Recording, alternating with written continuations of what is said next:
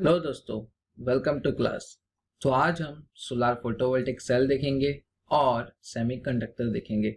तो चलिए फिर शुरू करते हैं।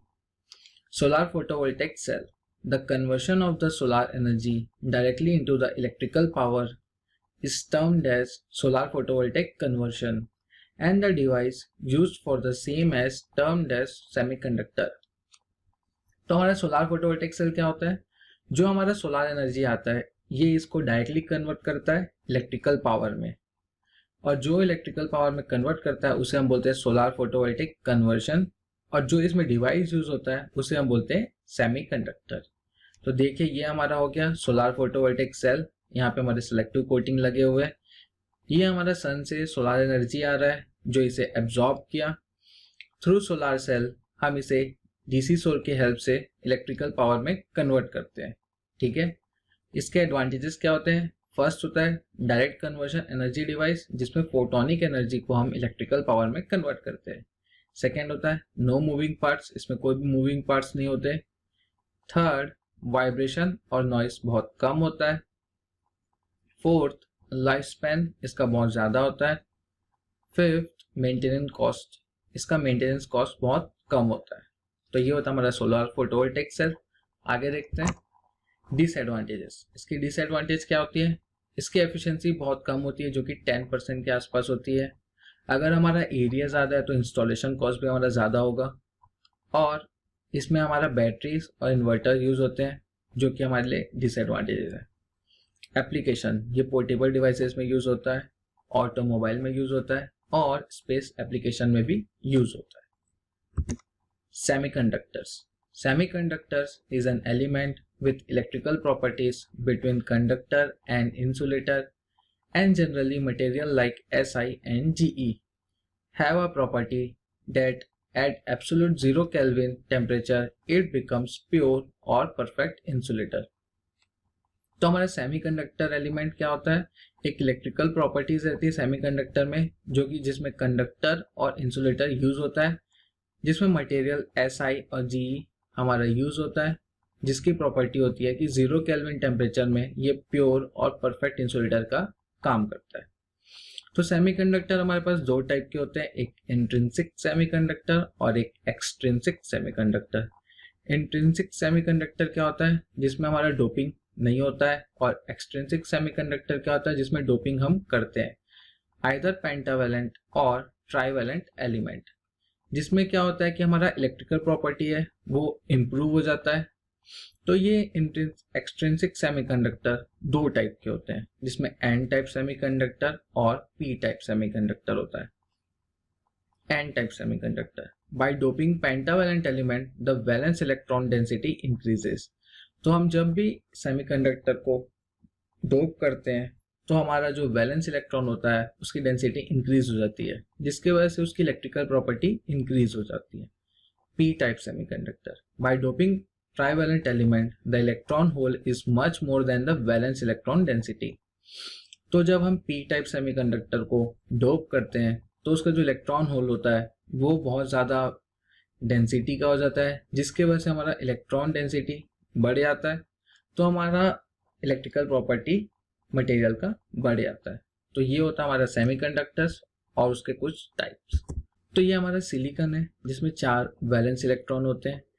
तो हम जब सिलिकॉन को डोपिंग करते हैं पेंटावेलेंट एलिमेंट से, मतलब कि जिसमें 5 वैलेंस इलेक्ट्रॉन है, तो जो 4 वैलेंस इलेक्ट्रॉन होते हैं वो तो सिलिकॉन से जुड़ जाते हैं, लेकिन जो 5th वाला रहता है वो फ्री रह जाता है। और ये जो फ्री इलेक्ट्रॉन है ये इलेक्ट्रिकल चार्ज कैरी करता है जो कि डिवाइस के अंदर जाता है। ठीक है, फ्री इलेक्ट्रॉन होता है तो हम उसे एन टाइप सेमीकंडक्टर बोलते हैं। ठीक है, और ये हमारा इंट्रिंसिक सेमीकंडक्टर हुआ। वही हमारा जब डोपिंग करते हैं हम ट्राइवेलेंट एलिमेंट से, जो कि गैलियम है, इसमें क्या होता है? गैलियम में 3 वैलेंस इलेक्ट्रॉन होते हैं और एक जगह खाली होता है। तो सिलिकॉन में ये 4 वैलेंस इलेक्ट्रॉन है, 3 तो जुड़ गए लेकिन एक रह जाता है। तो ये जो होल होता है ये इस कारण क्रिएट होता है। ऐसे पॉइंट ऑफ व्यू से हमें सिर्फ इतना ही पढ़ना है यहाँ पे। ठीक है, construction and working mechanism. First होता है कंस्ट्रक्शन डिटेल्स। तो इसमें क्या होता है? A thin layer of the N type semiconductor is diffused over a thin layer P type semiconductor and n type semiconductor is exposed to the solar radiation, and above it sintered glass is placed and insert metal strip or plate with silver as organic binder. तो होता क्या है, हमारा जो n type semiconductor होता है वो ऊपर होता है और जो p टाइप सेमीकंडक्टर होता है वो नीचे होता है। n टाइप सेमीकंडक्टर में सोलर रेडिएशन गिरता है जिसके वजह से वहां पे जो इलेक्ट्रॉन होते हैं वो एक्साइट होते हैं और वो p टाइप सेमीकंडक्टर में जाते हैं। ठीक है, इस तरीके से हमारा इलेक्ट्रिसिटी जनरेट होता है। An anti-reflective coating of TiO2 is placed on the top surface of the glass to reduce re-radiation losses at maximum surface absorption. तो हमारा जो एंटी रिफ्लेक्टिव कोटिंग होता है वो हम टॉप में करते हैं जो कि TiO2 होता है। ये इस कारण होता है जो हमारा सरफेस में सोलर रेडिएशन गिरा तो वो अंदर जाता है, अंदर जाने के बाद जब वो री रिफ्लेक्ट होता है तो वो वापस बाहर जाने की कोशिश करता है, तो जो हमारा TiO2 होता है वो उसे जाने नहीं देता, जिसकी वजह से हमारा लॉसेस बहुत कम होता है। ठीक है, N type is thin so that the incident photon can reach the electron near the barrier so as to excite them. तो N type हमारा thin होता है जिसमें फोटोन इंसिडेंट होता है और हमारा जो इसमें इलेक्ट्रॉन होता है वो एक्साइट होता है। ठीक है, P type is made thick to have more demand of electron. P type हम मोटा बनाते हैं क्योंकि उसमें डिमांड ऑफ इलेक्ट्रॉन ज़्यादा होगा तभी तो हमारा जो एन टाइप से जो इलेक्ट्रॉन निकलेगा वो पी टाइप में जाएगा और इलेक्ट्रिसिटी जनरेट होगा। ठीक है दोस्तों, तो दोस्तों ये हमारा डायग्राम है। यहाँ पे लगा हुआ है एंटी रिफ्लेक्टिव कोटिंग जो कि TiO2 है। ठीक है, ये हमारा सिंटर्ड ग्लास है जिसमें ऑर्गेनिक बाइंडर Ag है, सिल्वर है। ये हमारा थर्मल डिफ्यूजन के लिए स्पेस है। ठीक है, ये हमारा एन टाइप सेमीकंडक्टर है, ये हमारा पी टाइप सेमीकंडक्टर है, ये थीन है और ये थिक है। ये हमारा इलेक्ट्रोड है जिसमें पॉजिटिव चार्ज कैरी होता है, ये हमारा इलेक्ट्रोड है जिसमें निगेटिव चार्ज कैरी होता है। ठीक है, तो होता क्या है जब सन से रेडिएशन आती है एन टाइप सेमीकंडक्टर में गिरती है तो यहाँ के इलेक्ट्रॉन एक्साइट होते हैं जो कि निगेटिव है, और हमें पता है कि निगेटिव टू पॉजिटिव जाते हैं इलेक्ट्रॉन। तो जो निगेटिव से जब इलेक्ट्रॉन मूव होते हैं और पॉजिटिव की ओर जाते हैं तो हमारा क्या होता है, यहाँ पे आके वो जुड़ जाते हैं और जब ये फ्लो करता है हमारे वायर पे तो हमारा वहाँ पे इलेक्ट्रिसिटी जनरेट होता है। ठीक है, तो इस तरीके से ये काम करता है। वर्किंग एनर्जी लेवल डायग्राम, ये हमारा एनर्जी लेवल डायग्राम है जिसमें कंडक्शन बॉन्ड Cb से डिनोट कर रहे हैं, high energy level but low probability of electrons. इसकी एनर्जी लेवल हाई होती है बस इसमें प्रोबेबिलिटी ऑफ इलेक्ट्रॉन बहुत लो होती है। Valence bond, low energy level but high probability of electrons, तो हमारा वैलेंस बॉन्ड में प्रोबेबिलिटी ऑफ इलेक्ट्रॉन्स हाई होती है। बैंड गैप एनर्जी Eb से डिनोट करते हैं, the difference between the minimum energy of electron in high energy level and the maximum energy of electron in low energy level जो कि Cb और Vp है। तो E of G equal to minimum energy of electron जो कि Cb में है minimum energy minus maximum energy of electron जो कि Vb में है, यहाँ पे ज़्यादा इलेक्ट्रॉन्स है। तो इसका और इसका डिफरेंस को हम बोलते हैं, इसका और इसका डिफरेंस को हम बोलते हैं E of G band gap energy.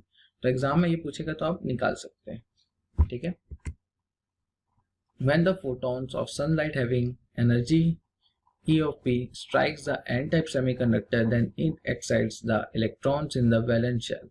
Then the electrons jump across the band gap Eg and becomes a free electron in conduction bond Cb only if the Ep is greater than Eg and it made to flow through a external circuit and power is developed.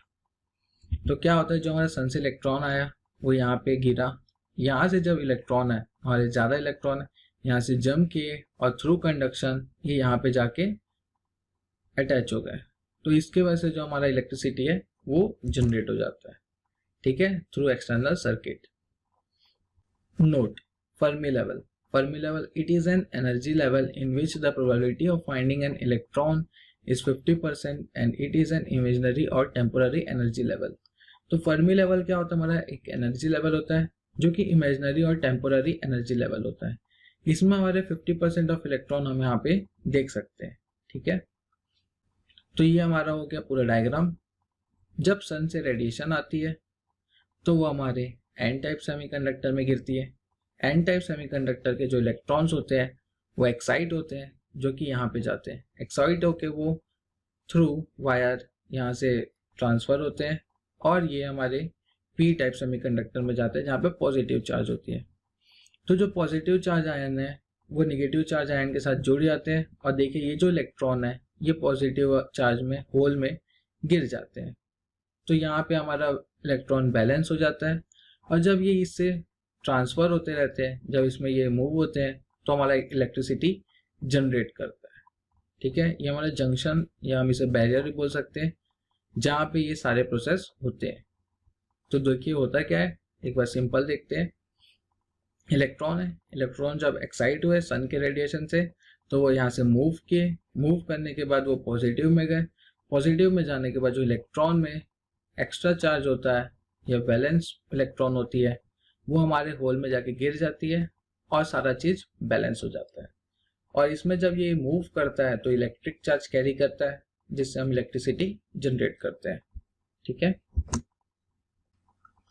तो ये हमारा overall diagram है जिसमें मैंने थोड़ा थोड़ा करके बताया वो सारा चीज एक साथ है। वही है जो सन से रेडिएशन आती है, एन टाइप में गिरते हैं, एन टाइप से इलेक्ट्रॉन एक्साइट होते हैं, वो थ्रू वायर जाते हैं एन टाइप से जो कि नेगेटिव इलेक्ट्रोड है, पॉजिटिव इलेक्ट्रोड में जाते हैं, वहां पे जाके वो होल में जाके अटैच हो जाते हैं तो हमारा होल जो होता है वो बैलेंस हो जाता है। तो यही है हमारा पूरा सेमीकंडक्टर। आगे देखते हैं परफॉर्मेंस और ऑपरेशनल कर्व। तो होता क्या है इसमें, ये हमारा हो गया शॉर्ट सर्किट और ये हमारा हो गया ओपन सर्किट। शॉर्ट सर्किट में होता क्या है, यहाँ पे हमारा कोई लोड लगा नहीं है लेकिन ये पॉजिटिव से नेगेटिव चार्ज फ्लो कर रहे हैं तो इसमें कुछ इलेक्ट्रिसिटी जनरेट कर रहा होगा जिसे हम ISC से डिनोट करते हैं। सो V की वैल्यू वोल्टेज मतलब 0 होगी, पावर की वैल्यू 0 होगी।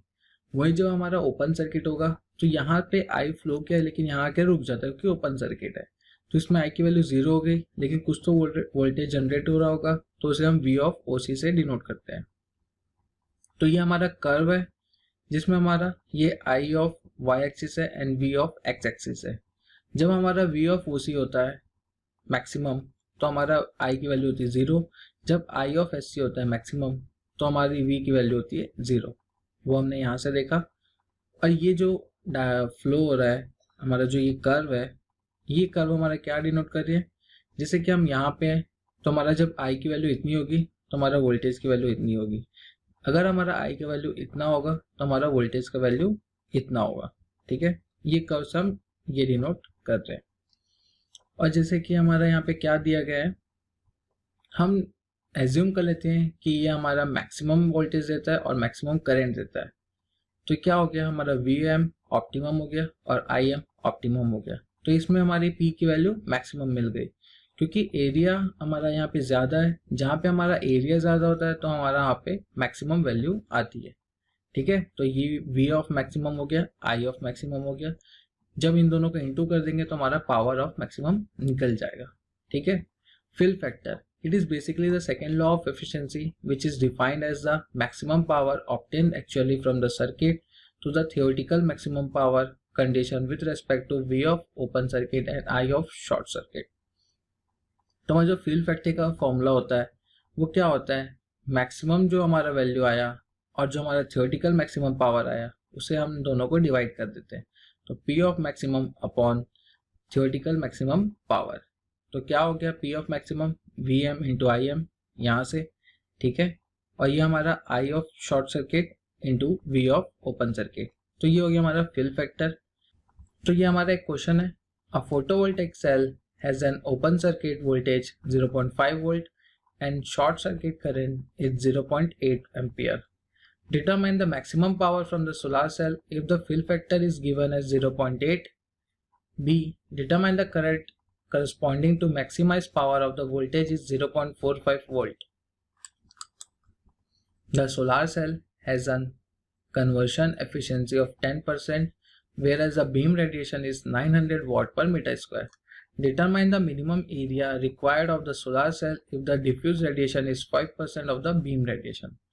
तो हमें यहाँ पे गिवन है V ऑफ ओपन सर्किट जो कि 0.5 है, I ऑफ शॉर्ट सर्किट जो कि 0.8 है, फिल फैक्टर दे दिए गए 0.8 और V ऑफ मैक्सिमम दे दिए गए 0.45 और I ऑफ B दे दिया गया है, मतलब बीम रेडिएशन का जो I है वो है 900 and efficiency of conversion is 0.1। तो हम पहले निकालते हैं determine the maximum power of the solar cell if the fill factor is 0.8। हमें फॉर्मूला पता है P of maximum equal to FF into V of open circuit into I of short circuit. सारी value हम put कर देंगे तो हमारा answer आ गया 0.32 वाट। वहीं determine the current corresponding to the maximize power of the voltage 0.45। जब हमें 0.45 वोल्टेज दिया गया है तो हमारा मैक्सिमम I की वैल्यू कितनी आएगी, तो P मैक्स हम यहाँ पे से निकाल दिए, V मैक्स हमें दिया गया है, I मैक्स की वैल्यू हम निकाल लेंगे, तो I max equal to 0.71 ampere. फिर आता है solar cell as a conversion efficiency and where is the beam radiation this. Determine the minimum area required of the solar cell if the diffuse radiation is 5% of the beam radiation। जब हमारा diffuse radiation 5% of beam radiation होगा तो हमारा efficiency of conversion क्या होगा, तो I of t equal to I of b plus I of d। तो I of t हमें निकालना है, I of b और I of d हमें दिया गया है 900 plus 5% of 900, ये हमारा आ गया 9.45 वाट पर मीटर स्क्वायर। अब हम यहाँ से एरिया निकालेंगे। एरिया निकालने के लिए efficiency of conversion into I of T into A of C equal to P of max. तो हमारा efficiency of conversion into I of T into A of C equal to P of max. तो हमारा 0.1 दिया गया है, ठीक है। हमें आई ऑफ टी हमने निकाल लिया यहाँ से, एरिया हमें निकालना है और पी ऑफ मैक्सिमम हमने यहाँ से निकाल लिया। तो सारी वैल्यू हम पुट कर देंगे तो हमारा एरिया निकल जाएगा 33.8 सेंटीमीटर स्क्वायर। तो ये बहुत ही इजी क्वेश्चन था, एग्जाम में आएगा तो आप बहुत इजीली सॉल्व कर सकते हैं, बस आपको ये फॉर्मूला याद रखना होगा। Conclusion, first current depends upon the intensity of insulation. तो करंट किस पे डिपेंड करता है, इंटेंसिटी ऑफ इंसुलेशन में। तो ये हमारा I इन y एक्सिस हो गया और V इन x एक्सिस हो गया। तो I ऑफ SC की वन वैल्यू ज़्यादा है तो इसका इंसुलेशन वैल्यू ज़्यादा होगा, तो हमारा पावर भी ज़्यादा होगा। वही हमारा जब इंसुलेशन वैल्यू कम होगा तो हमारा पावर जनरेशन कम होगा, ठीक है। तो ये करंट किस पे डिपेंड करता है, इंटेंसिटी ऑफ इंसुलेशन पे। सेकेंड, तो हमारा जो सेल है वो कैलकुलेटर हो गया, मॉड्यूल या पैनल हो गया हमारा डोमेस्टिक, एरे हो गया हमारा ऑफिस और ग्रुप ऑफ एरे हो गया पावर प्लांट। तो हम ऐसा नेम इसे डिनोट कर रहे हैं। Third, types and efficiency. जब SI में सिंगल क्रिस्टल होगा तो एफिशिएंसी ऑफ कन्वेक्शन 15% हो जाएगा, और जब हमारा SI में पॉलीक्रिस्टलाइन हो जाएगा तो इसकी एफिशिएंसी 10% हो जाएगी, और जब SI हमारा एमॉर्फस होगा तो हमारा जो 5% हो जाएगा एफिशिएंसी, ठीक है। हमारा जो 10% होता है हमारा कॉस्ट इफेक्टिव होता है। B, गैस, गैस टाइप में हमारा एफिशिएंसी 25% होता है। C, ऑर्गेनिक टाइप में हमारा एफिशिएंसी 5% होता है। ये हमारा पावर कर्व हो गया, पावर कर्व में ये हमारा I हो गया, ये हमारा V हो गया, ठीक है। जब हमारा I का वैल्यू ये होगा तो P की वैल्यू 0 होगी, जब हमारा I का वैल्यू 0 होगा तो P की वैल्यू ये होगी, ठीक है। और ये हमारा जो कर्व बनेगा हम उसे बोलते हैं पावर कर्व। यहाँ पे हमारी P की वैल्यू मैक्सिमम हो गई क्योंकि हमारा एरिया यहाँ पे मैक्सिमम है, ठीक है दोस्तों। तो दोस्तों आज के लिए इतना ही, बाकी की चीज़ें हम नेक्स्ट क्लास में देखेंगे। आप मेरा टेलीग्राम ग्रुप ज्वाइन कर लीजिए, मैं डिस्क्रिप्शन में डाल दूंगा, ठीक है। वहाँ पे मैं क्वेश्चंस देते जाऊंगा, आप उन्हें सॉल्व करते जाइएगा, और कोई भी डाउट आता है तो आप उसे मैसेज कर सकते हैं या कमेंट बॉक्स में डाल सकते हैं, तो मैं उसे आपका क्लियर कर दूंगा। और जो भी प्रीवियस ईयर क्वेश्चंस में क्वेश्चन आए हैं इससे टॉपिक से रिलेटेड, आप उन्हें आज सॉल्व कर लीजिए तो आपका बर्डन कम होते जाएगा। और टेलीग्राम में जाके देख लीजिए, वहाँ पे मैं क्वेश्चंस डाल दूंगा, उन्हें भी आप सॉल्व करिएगा। So please like, comment, share and subscribe. Thank you.